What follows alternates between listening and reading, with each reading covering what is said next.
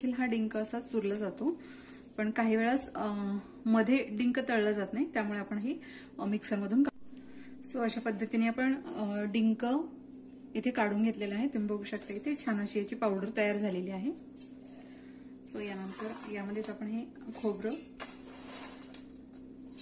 Dry fruit तुमच्या आवडीनुसार कुठलेही तुम्ही घेऊ शकता। तर इथे आपण काजू आणि बदाम घेतलेले आहे।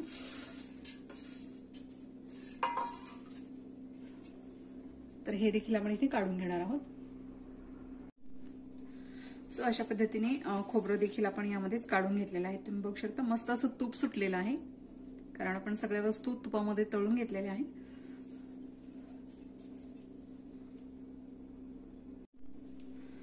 सो इथे आपण मुगाचं जे पीठ आहे ते मस्त तुपावर भाजून घेतलेलं आहे। यामध्येच डिंक, खोबरं आणि गूळ देखील ऍड करणार आहोत।